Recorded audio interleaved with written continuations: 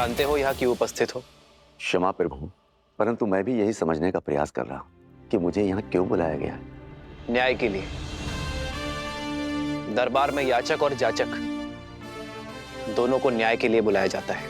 ना ही मैंने कोई याचना की है और ना ही मैं कुछ जाचक हूं। फिर भी यह समझने का प्रयत्न कर रहा हूं कि मैंने ऐसा कौन सा अन्याय या अपराध किया है जिसके लिए मुझे यहां बुलाया गया है। अपनी पत्नी का त्याग करना क्या अपराध नहीं है?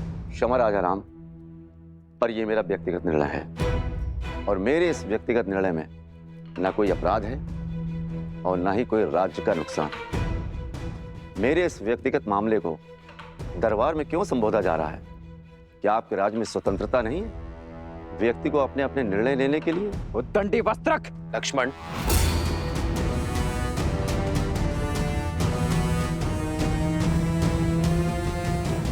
निर्णय और मामला दोनों अवश्य व्यक्तिगत है, किंतु अन्याय एक स्त्री पर हुआ है। उसने अपनी व्यक्तिगत स्वतंत्रता का उपयोग कर सहायता और अन्याय का निवारण मांगा है और यह अवश्य ही राज्य के क्षेत्र में आता है वस्त्रक। न्याय करना एक राजा का परम धर्म है और इसी कारणवश तुम्हें यहां बुलाया गया है। तो न्याय अवश्य होना चाहिए राजा राम, परंतु आशा करता हूं कि याचक एक स्त्री है और आप पक्षपात बिल्कुल नहीं करेंगे उस याचक पर जो एक पुरुष है। मौन हो जाओ वस्त्रक, अन्यथा यही तुम्हारी जिह्वा काट दूंगा मैं।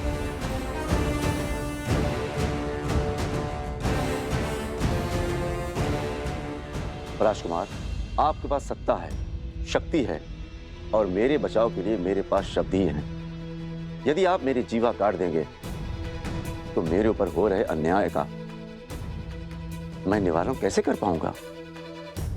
ना ही इनकी जीभा काटी जाएगी और ना ही तुम्हें रोका जाएगा। तुम्हें अपना पक्ष रखने की पूरी संधि मिलेगी। बताओ, अपनी पत्नी का त्याग क्यों किया तुमने वस्त्रक? ये रात भर घर पर नहीं आई और इसका यह कहना है कि इस नाभिक के साथ तट पर रात भर थी।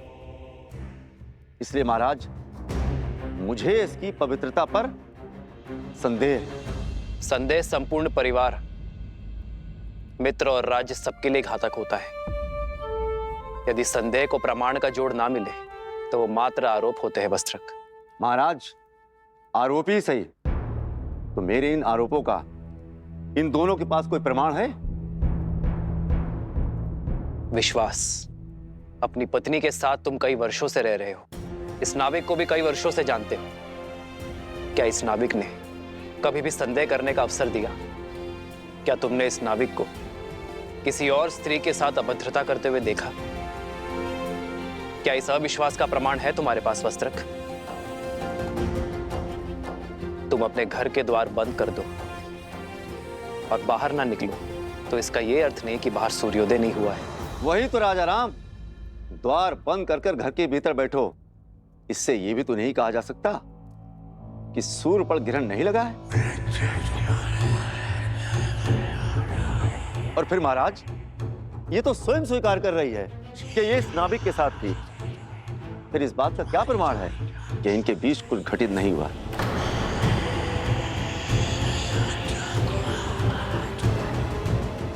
और महाराज, सिर्फ बात मेरी नहीं है, मैं अपनी पत्नी पर विश्वास कर भी लूं, मित्र पर भी विश्वास कर लूं। यदि तुम अपनी पत्नी पर विश्वास करते हो तो समस्या क्या है वस्त्रक? समाज। समाज का क्या?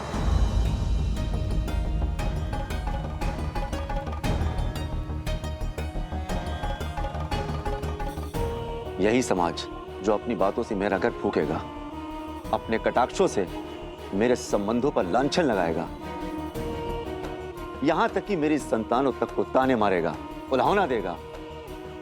जहां कहीं से भी निकलेंगे फुसफुसाहट करेगा।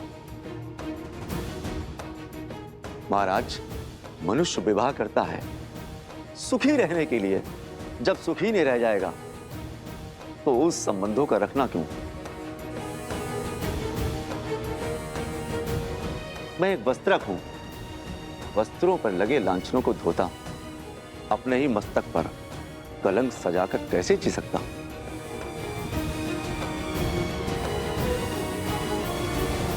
जिसे तुम कलंक का नाम कह रहे हो वो मात्र भ्रम भी तो हो सकता है वस्त्रक। कैसा भ्रम राजा राम? नाभिक से पूछिए, यदि मैं उसकी पत्नी के साथ रात भर अकेला रहता तो वो मेरे बारे में क्या सोचता? पूछिए मेरी पत्नी से, यदि मैं पर स्त्री के साथ रात भर बाहर बिताकर आता तो क्या मेरी पत्नी मुझ पर विश्वास करती? पूछिए इन सभाजनों से, यदि उनकी पत्नियां रात भर किसी और के साथ रहती क्या वे स्वीकार करते? यदि ये स्वीकार भी कर लेते तो क्या ये समाज तभी आवाज में बात नहीं करते, कलंकित नहीं करते?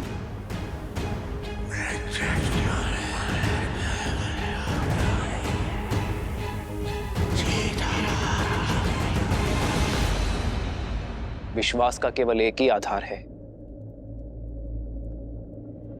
प्रेम। यदि प्रेम सत्य है तो अविश्वास कैसा? यदि प्रेम है तो विश्वास क्यों नहीं?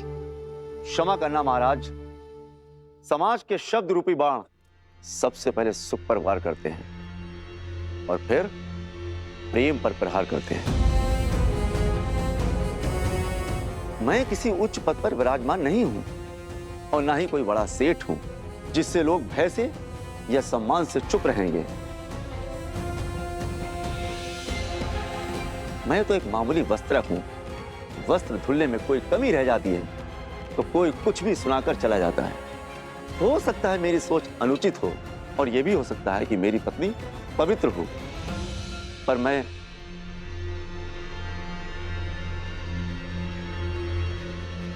मैं निडर होकर कहो वस्त्रक,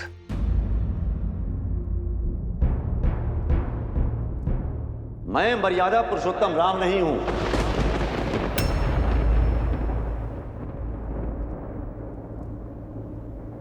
मेरा जन्म दिव्य प्रसाद से नहीं हुआ। मैं ऐसी स्त्री को नहीं अपनाऊंगा जो किसी अन्य पुरुष के साथ रहकर आई हो।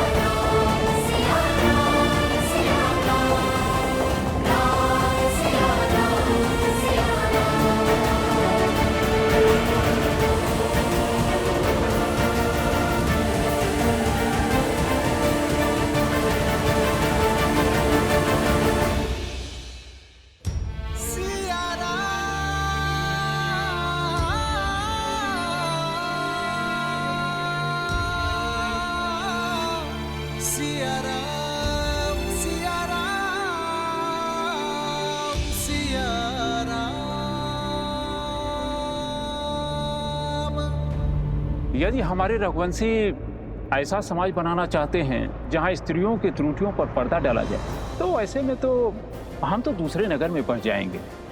जब राज परिवार ने स्वयं ही अनुचित उदाहरण प्रस्तुत कर दिया है तो कोई क्या करे? मैं एक वस्त्रक हूं।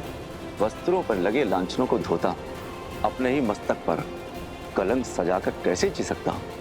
पूछिए इन सभाजनों से, यदि उनकी पत्नियां रात भर किसी और के साथ रहती क्या वे स्वीकार करती? मैं मर्यादा पुरुषोत्तम राम नहीं हूं। मेरा जन्म दिव्य प्रसाद में नहीं हुआ है। मैं ऐसी स्त्री को नहीं अपनाऊंगा जो किसी अन्य पुरुष के साथ रहकर आई हो।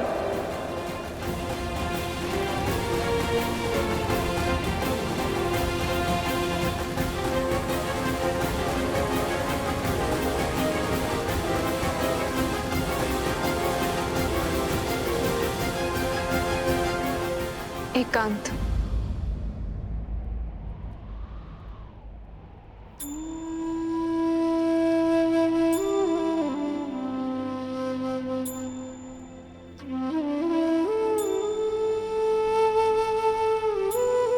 चरित्र का प्रमाण जो लंका में दिया,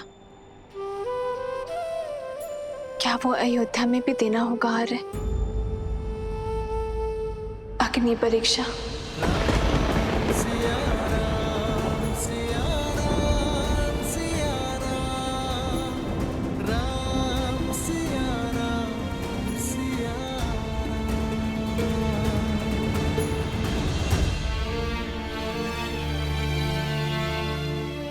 तुम अयोध्या की महारानी हो सीते, और मैं महाराजा। प्रजा राजा के पद चिन्हों पर चलती है। यदि तुम बार बार अपने चरित्र का प्रमाण दोगे तो इस संसार में हर पति अपनी पत्नी से बार बार अग्नि परीक्षा की अपेक्षा करेगा। पर स्वर्ण को तो हर बार कसौटी पर परखा जाता है ना आर्य। पर हर धातु स्वर्ण नहीं होती सीते। हर कोई मेरी सीता की भांति पूर्णतः पवित्र और दोष रहित नहीं होते। कौन किस अपराध के लिए दंडीकृत होगा ये केवल अग्निदेव जानते हैं सीते, साधारण मानव नहीं। हम ऐसा कोई निर्णय नहीं लेंगे जो समाज के सामने अनुचित उदाहरण प्रस्तुत करे। यदि परीक्षा इस समस्या का हल नहीं है तो इसका हल क्या है यार? शिक्षा, शिक्षा आचरण। शुद्ध आचरण ही विचार शुद्ध कर सकते हैं सीते।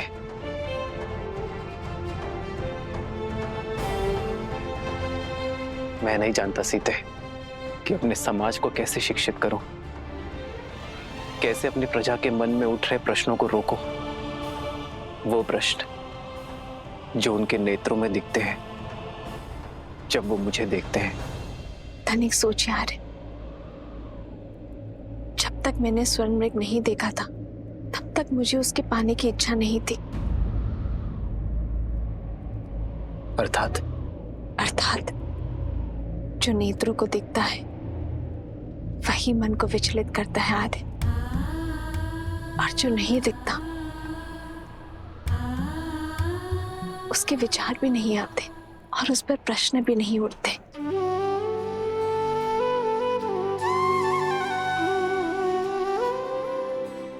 उचित कहा तुमने सीते।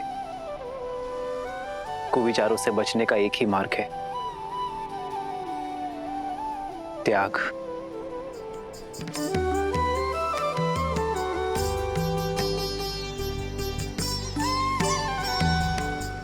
हम दोनों अपने राज्य का परित्याग कर देंगे तो ना ही कोई प्रश्न उठेंगे और ना ही कोई उत्तर की अपेक्षा करेंगे।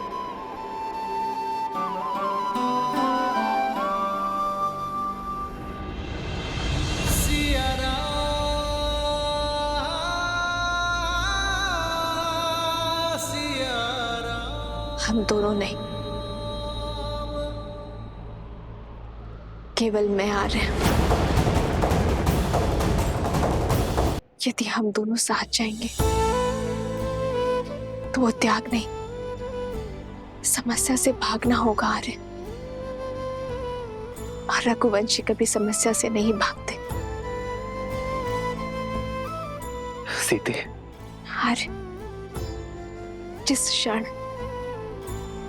महाराजा राम महारानी सीता को त्यागेंगे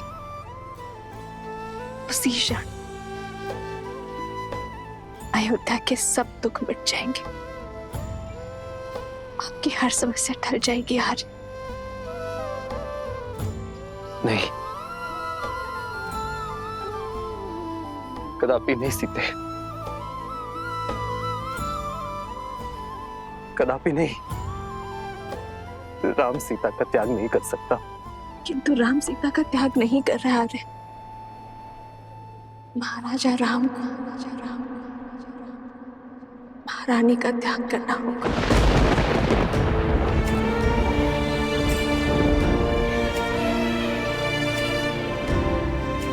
क्योंकि राजा राम पर उत्तरदायित्व है आर्य। रघुकुल की विरासत, अयोध्या के उत्थान का। यदि श्री राम ने ये सिंहासन छोड़ा तो अयोध्या में उत्तरदायित्व को छोड़ने का परंपरा बन जाएगी आर्य।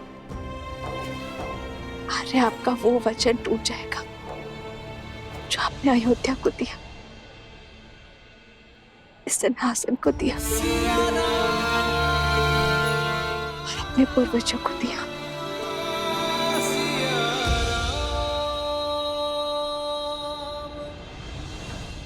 और उस वचन का क्या? जो हमने एक दूसरे को दिए कि हर सुख में हर पीड़ा में एक दूसरे का साथ देंगे, साथ में हर समस्या का समाधान भी निकालेंगे आनंद। अब आप केवल राजा ही नहीं, होने वाले पिता भी हैं आर्य। आप प्रजा रूपी संतान को शिक्षा देने का भार उठाई और मैं हमारी संतान को संस्कार सिखाऊंगी आर्य।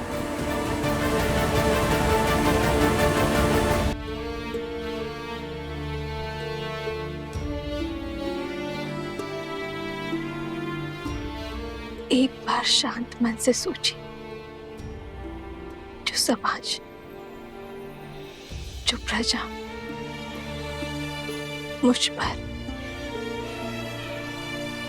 इस पर इतने लांछन लगाने को तत्पर है, उस समाज के बीच हम उसे संस्कार कैसे दे पाएंगे आर्य? यही पिता धर्म की पुकार भी है, यही राजा कर्म की ललकार भी है। हमें ये त्याग करना होगा। कैसे करे भवपार ये राम, राम सिया राम सिया राम। कैसे करे भवपार ये राम, राम सिया राम सिया राम। महारानी का त्याग करना होगा। एक बार शांत मन से सोचिए, जो प्रजा मुझ पर, इस पर इतने लांछन लगाने को तत्पर है, उस समाज के बीच हम उसे संस्कार कैसे दे पाएंगे आर्य? यही पिता धर्म की पुकार भी है, यही राजा कर्म की ललकार भी है। हमें ये त्याग करना होगा आर्य।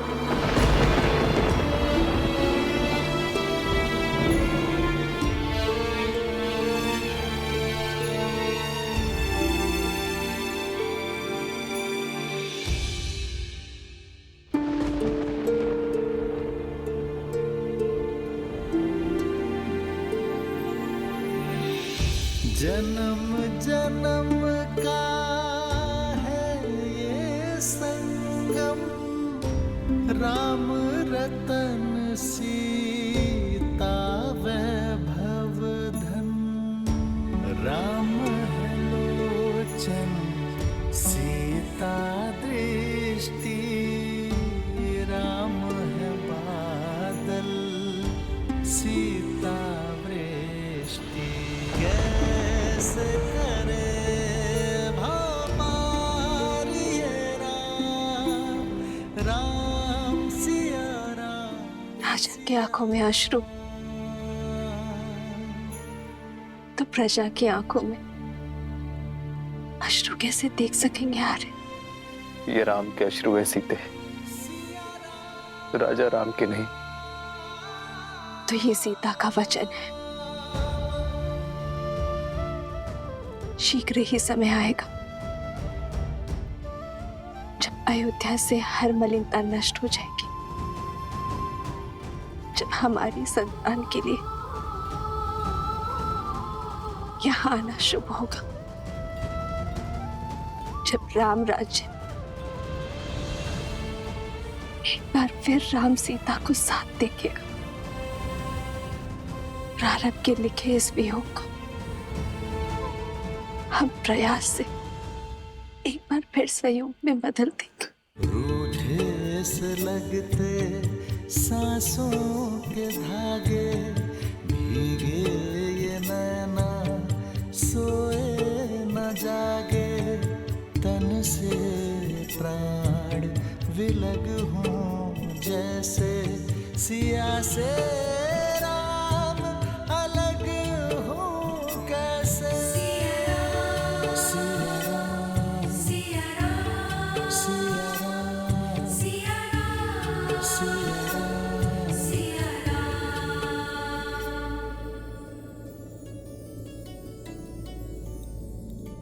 आश्रम में सभी लोगों को उपहार पहुंचने चाहिए और भूल कर भी कोई निषेध वस्तु आश्रम में नहीं जानी चाहिए। जी माताश्री।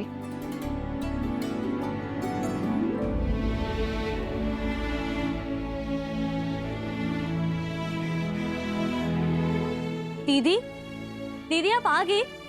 अब आप आ गए हैं तो एक दृष्टि डाल लीजिए, सब उचित है ना। देखिए मैंने फल यहाँ पे रखे हैं और आपके वस्त्र यहाँ अलग से रख दिए हैं।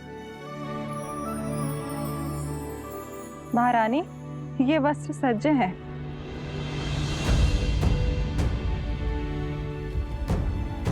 ये वलकल वस्त्र किसके लिए है? माताश्री, कदाचित आश्रम की साध्वियों को भेंट करना चाहती हैं सीता दीदी, है ना दीदी? ये वस्त्र मेरे लिए है।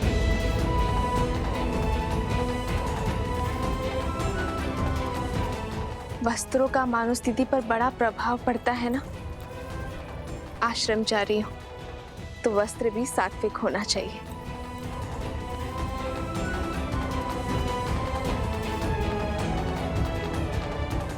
किंतु तुम अयोध्या की महारानी हो सीता।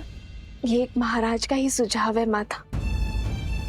जब तक मैं आश्रम में रहूं तब तक वहां की गरिमा बनाए रखूं, यही वस्त्र धारण करूं।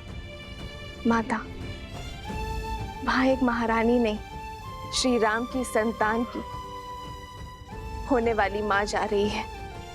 मेरा उद्देश्य ज्ञान प्राप्ति है, अपने लिए और अपनी संतान के लिए। जब तक तन और मन से राजसिक प्रवृत्ति नहीं त्यागूंगी तब तक सात्विक कैसे ग्रहण कर पाऊंगी मैं।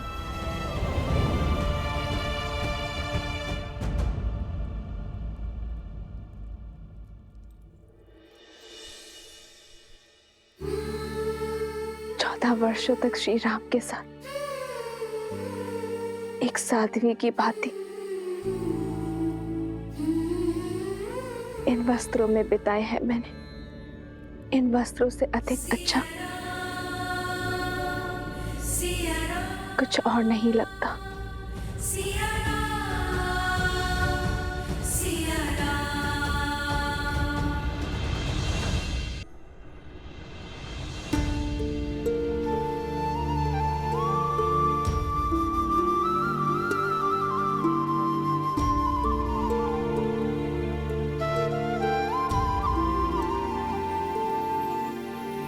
राम सिया राम सिया राम सिया राम।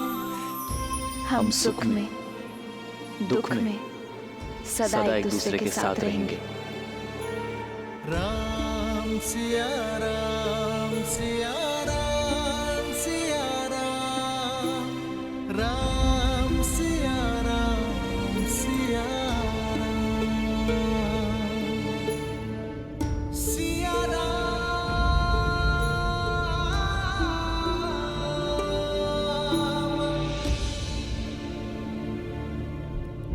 आपने स्मरण किया भैया।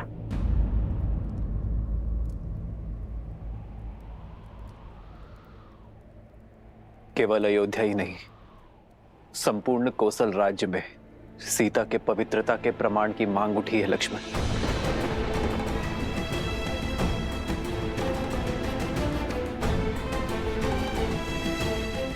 तो ऐसी मांग करने वाली जीवा को काट कर लाने की आज्ञा दीजिए भैया। संदेह की इस अग्नि से समस्त नगरी भी जलती है तो जल जाए, परंतु भाभी मां इस अग्नि की ताप को नहीं सहेंगी, कदापि नहीं सहेंगी। दोबारा भाभी मां कोई परीक्षा नहीं देंगी।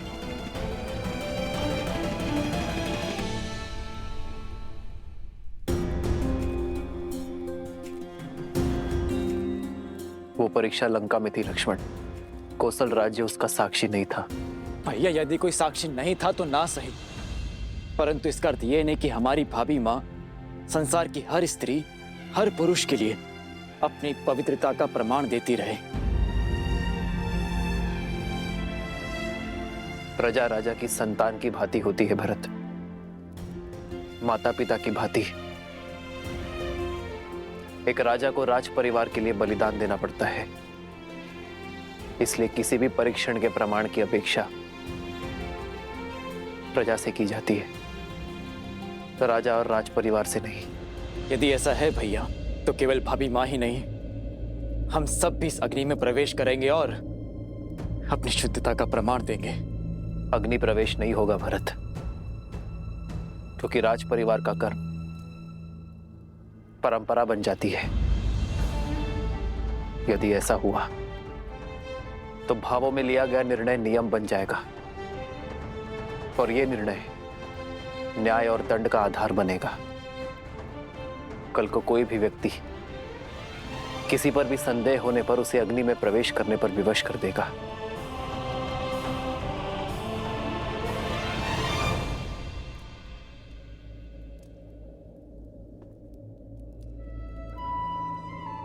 मेरा हृदय बैठा जा रहा है भैया। आपके मन में क्या चल रहा है?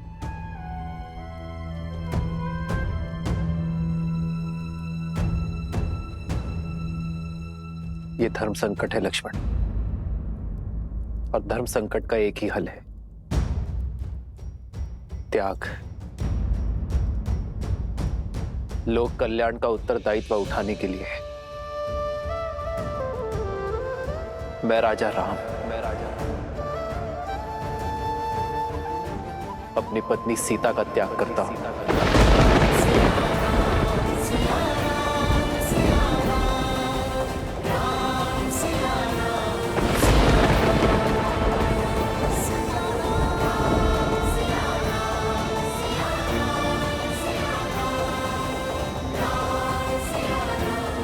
लक्ष्मण, तुम आज ही रात्रि सीता को वन में छोड़कर आओगे।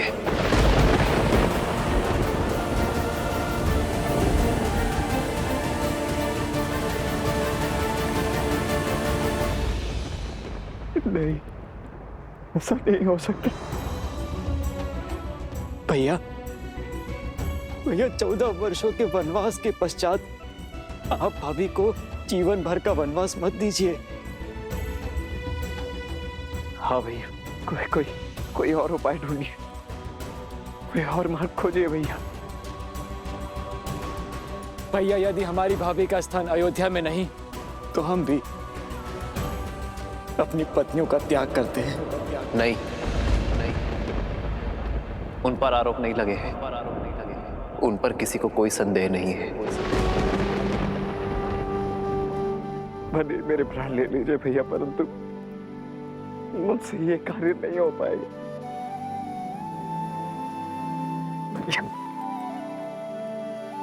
ये अन्याय मत होने दीजिए भैया। ये तुम्हारे भैया राम का आग्रह नहीं है लक्ष्मण,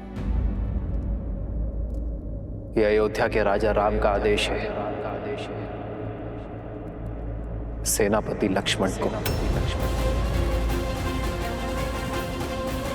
ना ही तुम अपने प्राण त्यागोगे और ना ही इस आदेश का उल्लंघन करोगे। इस आदेश का पालन होगा आज इसी क्षण।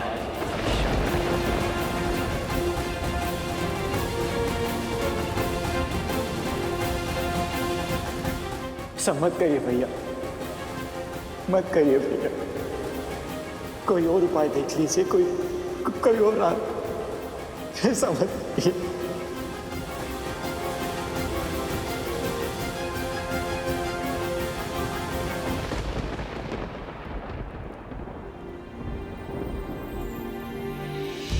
बदली पवन बदली मन धारा, बुरी सोच का खेल है सारा।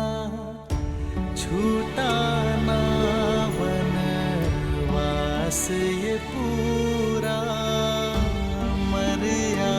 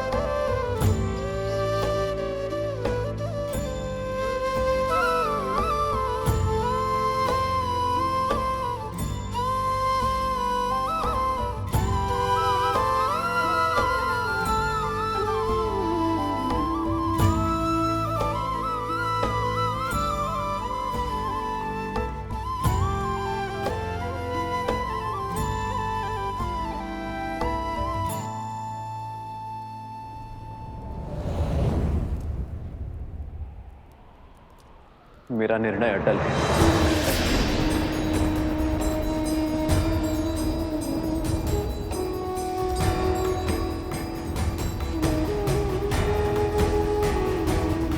एकांत।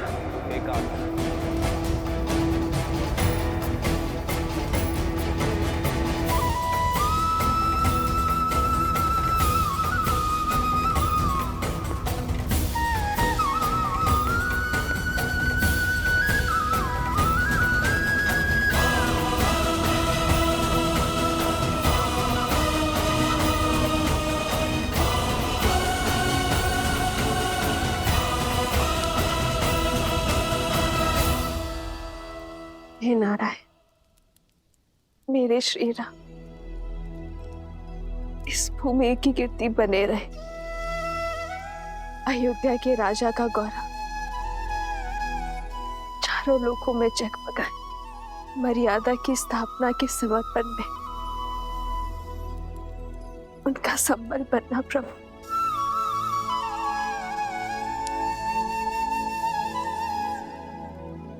और जो त्याग का पथ मैंने चुना है, जो समर्पण का पथ मैंने लिया है, उसे पूरा करने की शक्ति मुझे देना प्रभु।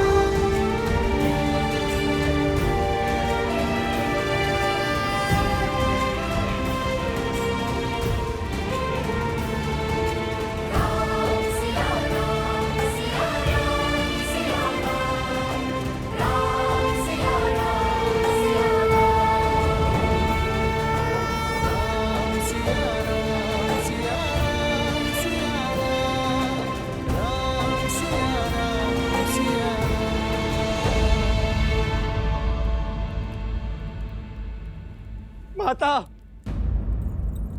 माता, भरत, माता, वो भैया राम।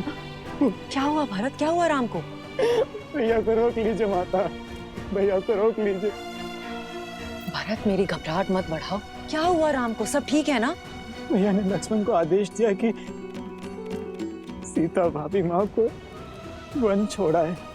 हाँ, सीता वन जा रही है आश्रम में रहने के लिए, ये तो सब जानते हैं। तो हुआ क्या? नहीं माता, आप हम समझ नहीं रही है। भैया ने भाभी का परित्याग कर दिया है माता।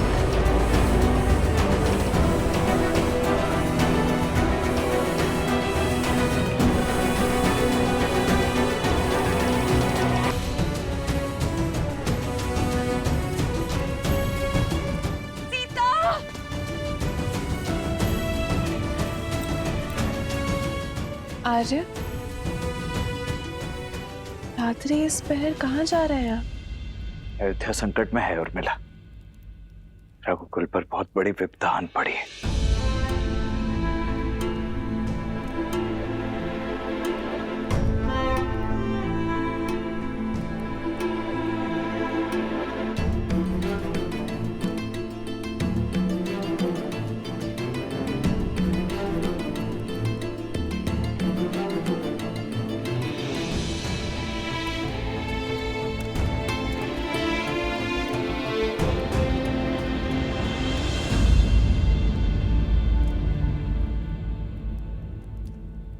प्रार्थना करना कि मैं इस प्रयाण में असफल हो जाऊं उर्मिला। हुआ क्या यार है? अब किससे युद्ध करने जा रहे हैं?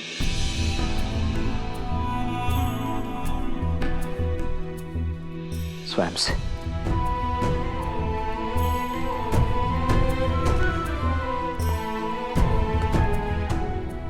राजा राम ने अपने सेनापति को जो कार्य सौंपा है, वो 100 रावण और मेघनाद का वध करने से भी अधिक कठिन है।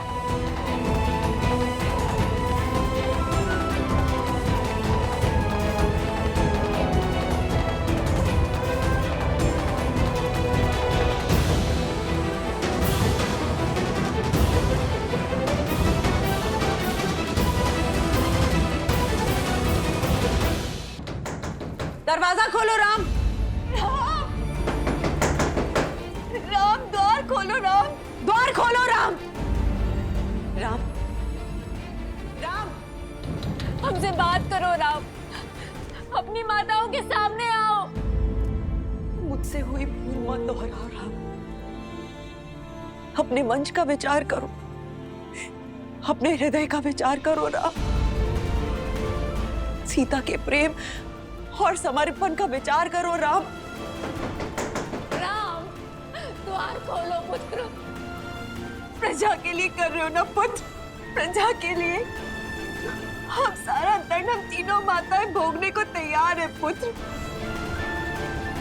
हमारे सारे पुण्य हम सीता को दे देंगे, उसके ऊपर लगा सारा लांछन मिटा देंगे, उसके लिए समाधि ले लेंगे। हमारे प्राण जाने के बाद प्रजा को संतोष तो मिलेगा ना पुत्र।